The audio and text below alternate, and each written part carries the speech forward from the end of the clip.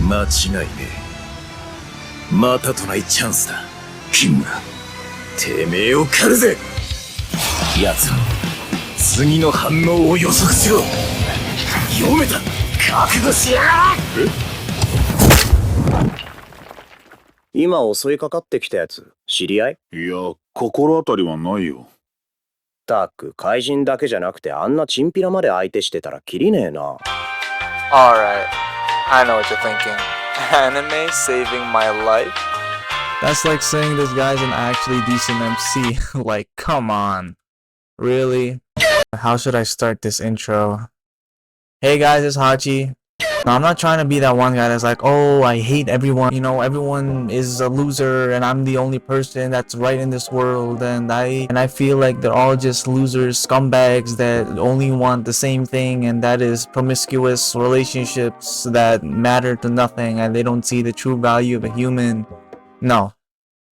I was never ridiculed. I was never bullied. I was never like made fun of or even ostracized. But I did feel that way to an extent due to my introvertedness.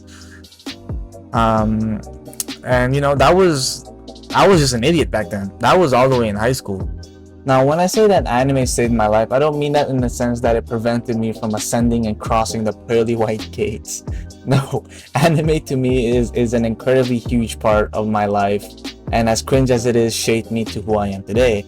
And when I mean that anime saved my life, well, it's in the sense that it changed the path that I was going through in the future. And I know you Clannad fans who like to say that Clannad changed your life. Well, in my case, this show did. But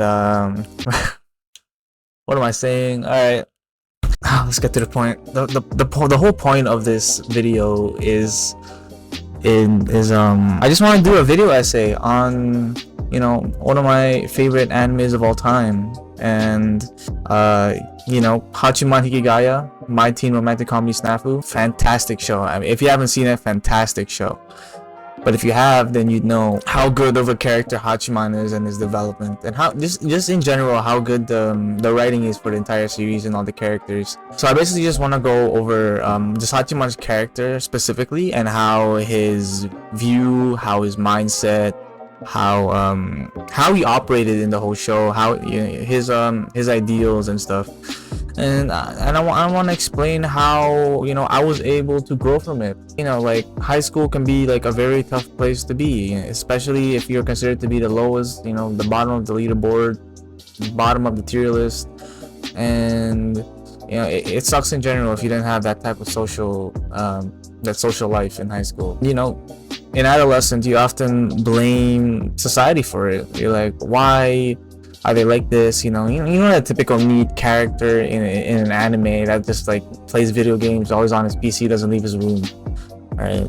You know, if you could somehow relate to that, it's a pretty cliche character idea for anime, which I assume is because there's a lot of people that relate to it. So if you are one of those people, then, you know, hopefully this video will give you some insights on someone that used to relate to that. You know, I don't know. Okay, just enjoy the video.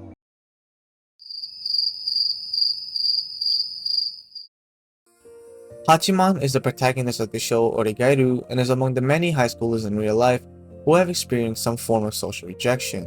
His past experiences have conditioned him to embody the complexities of solitude, independence, and intellectualism. As a character who takes pride in his solitary lifestyle, Hachiman navigates his world with a sharp sense of autonomy, often viewing his isolation as a sign of strength and wisdom. He perceives himself as smarter and more insightful than his peers, using his independence as a shield against the possible rejections of social interactions.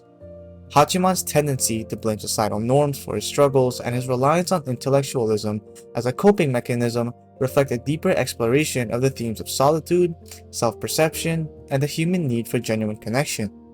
Through Hachiman, we delve into the paradox of pride and solitude, questioning whether independence truly brings wisdom, or if it simply serves as a defense against vulnerability.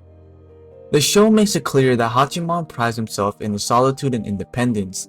In a world that often glorifies social connection and community, there exists a counter-narrative, one that celebrates solitude and independence as virtues rather than vices. For some, the ability to stand alone unencumbered by the expectations or support of friends or acquaintances is a source of deep pride. This pride in solitude and independence can be a powerful force, shaping one's identity and self-perception in profound ways.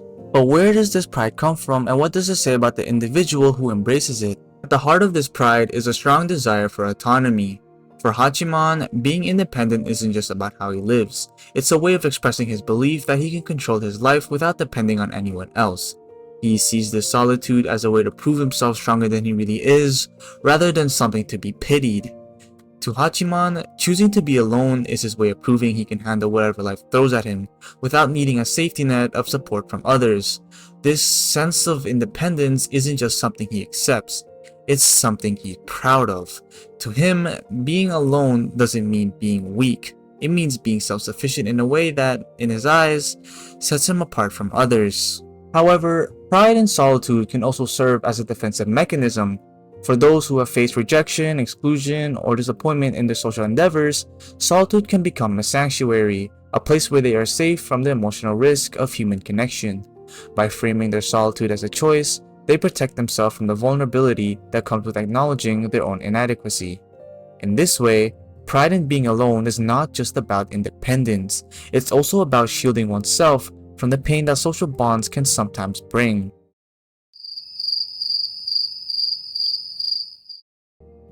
When people who value being alone and independent don't include themselves in social situations, it's easy for them to blame society for why they feel isolated or unhappy. They might say it's because of how society works or how others behave, instead of admitting that maybe they're holding back themselves. This way of thinking lets them avoid dealing with their own issues, like being afraid to connect with others or not wanting to be vulnerable. By blaming society, they can tell themselves that their loneliness is a choice they made because they're better off that way, rather than facing the fact that they struggle to make real connections. However, Hachiman doesn't exactly hate people or outright blame them for his isolation, but he definitely has issues with how people act in social settings. He's always criticizing social hierarchies and norms, seeing them as shallow and unfair, and in his eyes, these societal structures are part of the reason why he feels like an outsider. A great example of this is his I Hate Girls speech, where he talks about how societal expectations and fake behavior can cause misunderstandings and hurt feelings. He really believes that these facades people put up are to blame for a lot of the pain people go through. 俺は優しい女の子は嫌いだ。ほんの一言挨拶を交わせば気になるし、メールが行き交えば心がざわつく。電話なんかかかってきた日には、着信履歴を見てつい頬が緩む。だが知っている。それが優しさだということを。俺に優しい人間は他の人にも優しくて、そのことをつい忘れてしまいそうになる。真実は残酷だというのなら、きっと嘘は優しいのだろう。だから優しさは嘘だ。いつだって期待して、いつも勘違いして、いつからか希望を持つのはやめた。訓練されたぼっちは二度も同じ手に引っかかったりしない。百戦錬磨の強者、負けることに関しては俺が最強。だから、いつまでも、優しい女の子は嫌いだ。While Hachiman isn't completely oblivious to his own part in all this, he knows that his choice to not engage and his cynical outlook on life are big reasons why he ends up alone. He understands that his own attitude and actions contribute to his isolation, even if he doesn't always want to admit it. So while he's quick to criticize society, he's also aware that he plays a role in keeping himself at a distance from others. You see, social structures play a huge role in how people grow and develop because they shape the way we see the world and interact with others. From a young age, we learn what's expected of us based on these structures, like social hierarchies and social norms. They tell us who's popular, who's supposed to be respected, and how we're supposed to act to fit in. This can really influence how we see ourselves and our place in the world. If someone like Hachiman doesn't fit into these norms or doesn't want to play by these rules, they can end up feeling like an outsider. This feeling of being on the outside can affect their confidence, how they connect with others, and even how they think about themselves. で、あれって何のパクリ？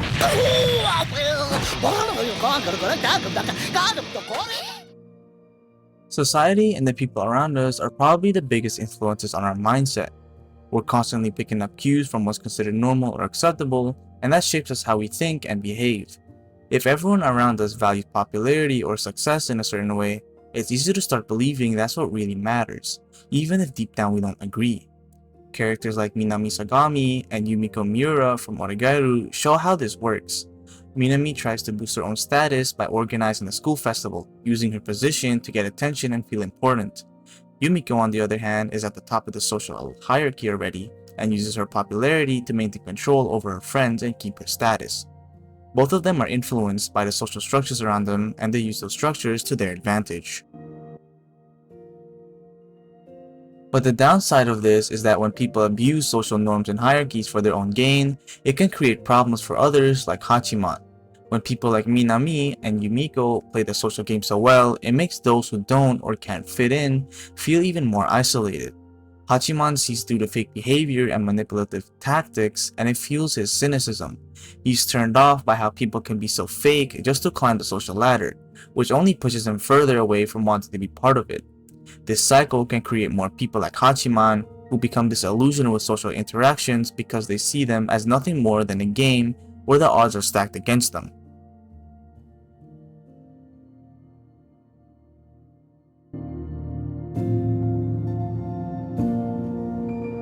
In the face of these struggles, intellectualism often becomes a coping mechanism. For those who feel disconnected or disillusioned, seeking knowledge in areas like philosophy and psychology can provide a sense of control and understanding. By diving deep into complex ideas, one can find a way to make sense of a world that feels chaotic or unjust. This pursuit of knowledge is not just about learning. It's about equipping oneself with the tools needed to navigate social dynamics and protect against the perceived threats of the external world. The deeper one's intellectual pursuits, the more they might feel a sense of superiority over those who don't engage in such introspection, further reinforcing their pride and independence. Figures like Ayano Koji from Classroom of the Elite or Light Yagami from Death Note resonate strongly with those who feel isolated or disconnected from the social environments. These characters embody traits that many people admire or strive to develop, which includes remarkable intelligence, steady composure, and the ability to navigate through challenges independently without relying on anyone else. This level of self-reliance is particularly appealing to individuals who frequently feel ignored or ostracized. These genius characters present an image of individuals who seem to have life fully under control.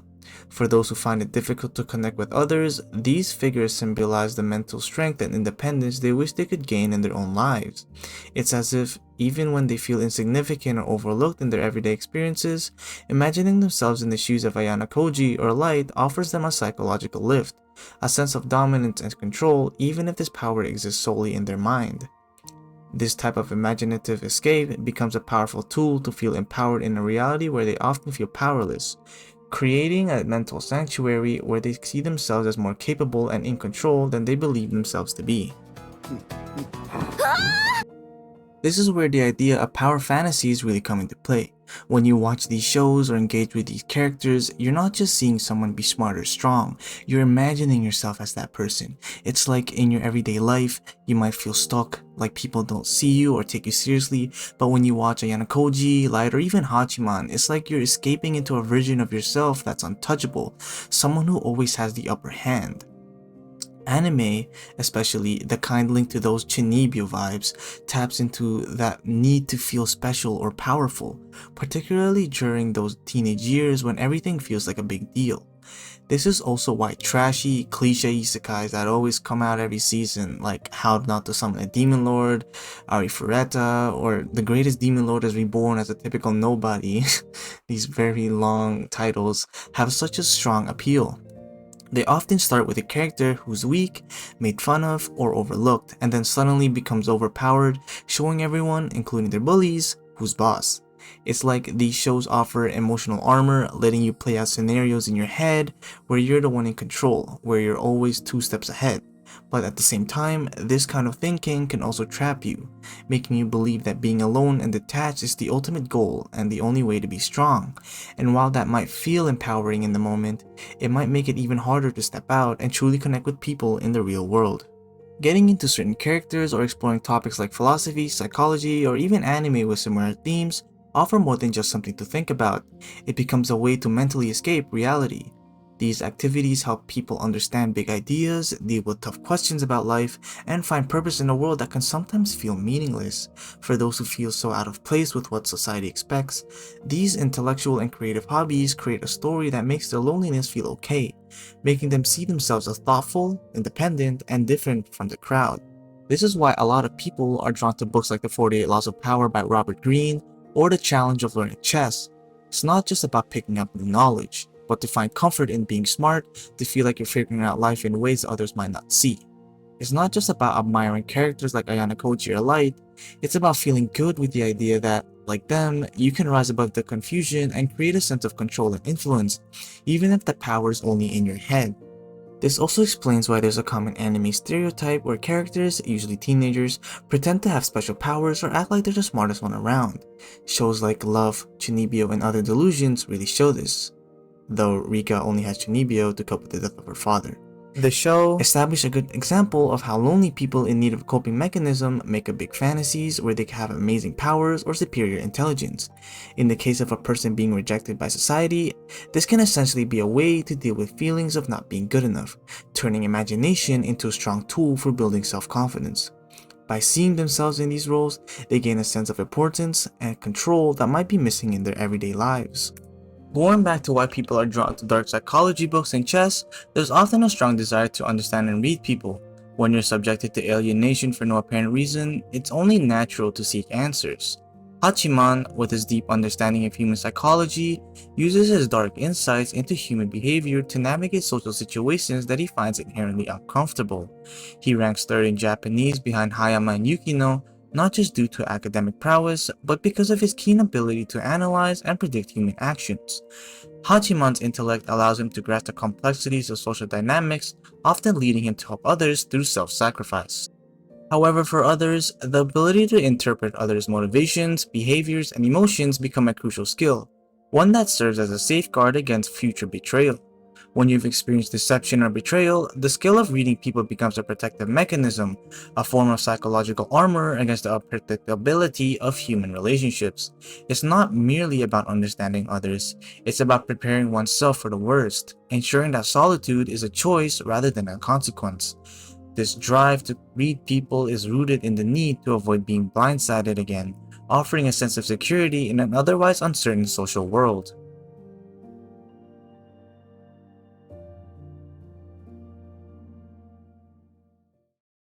So with that being said, high school is a pivotal time in your life, and it's not just because you're transitioning into an adult, but it's also with the transformation that comes with that aspect.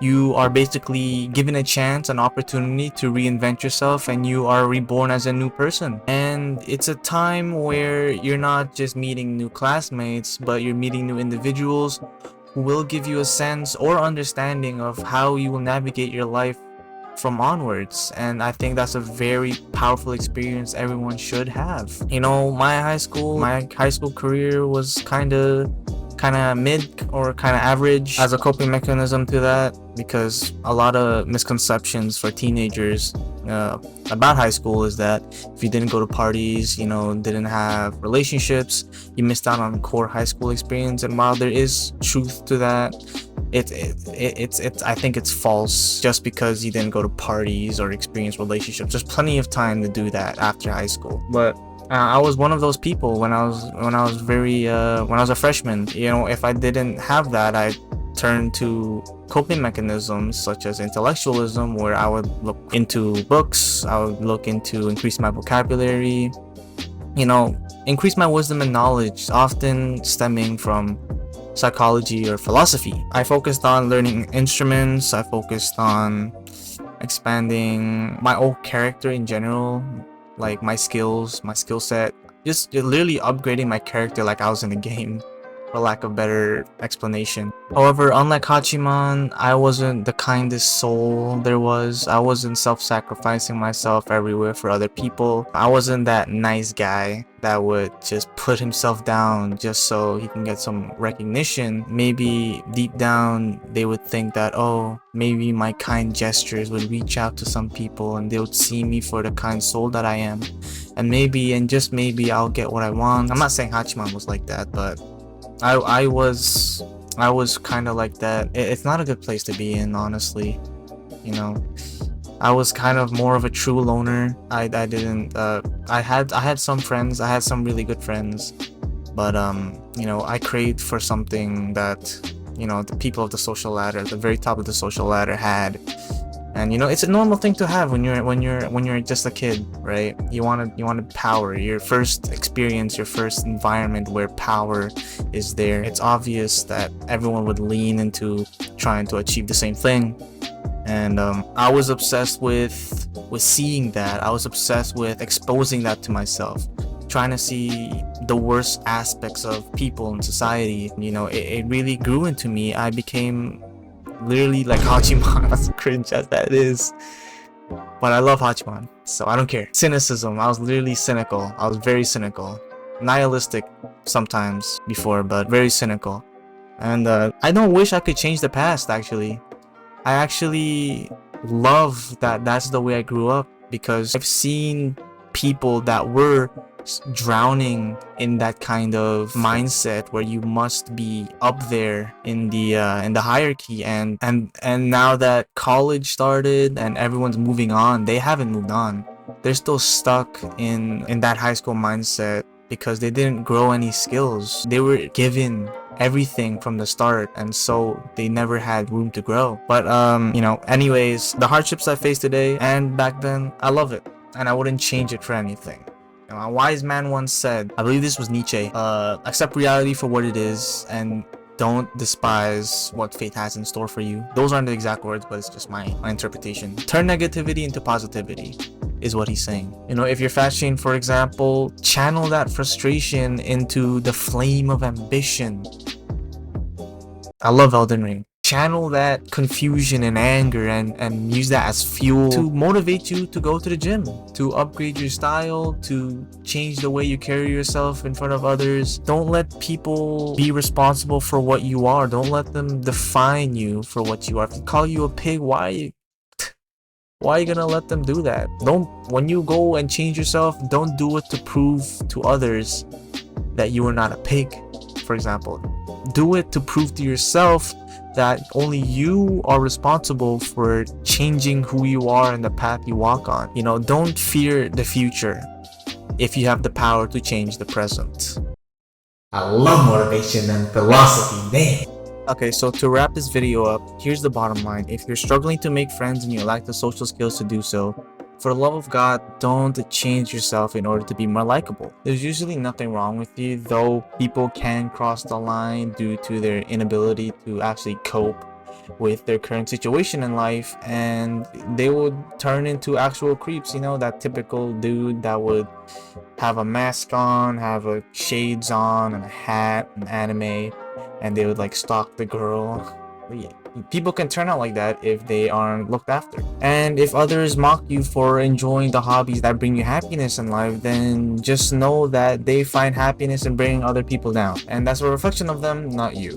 And honestly, I'd rather be friends with you who is genuine than those people who are fake in order to achieve what they want in life. And if you're still looking to improve your social skills but feel like you're lacking confidence, consider changing yourself. Consider hitting the gym and changing your style, upgrading your fashion, literally learning people in general. Observe people around you, what to say, what not to say, what to like, what not to like. Observe them and find out who would accept you for who you are, because as unfortunate as it is, not everyone in the world is going to accept you, and that's just a fact. So yeah, I mean, I made this video because I know, especially particularly the anime community, there's a lot of people that go through something like this in their high school career usually. And as a person that did go through something like that, I wanted to share my thoughts, my experience, what I learned, and I want to help you overcome the very struggles that I went through. So yeah, I hope you found something valuable from this video. If you did, stick around, like, comment, share, subscribe. It's up to you. If there's one thing you could take from this video, is to listen to what your heart desires and don't really listen to what people have to say about you or judge about you. So yeah, if that's what you feel like it, do it. I'd be happy, you know, you'd be happy that you're doing what you want to do. So yeah, if you are around by then for the next video, then I'd be happy for you to see me, because I was about to say see you, but I can't see you, so I'll be happy that you can see me. All right, so I'll see you guys in the next video.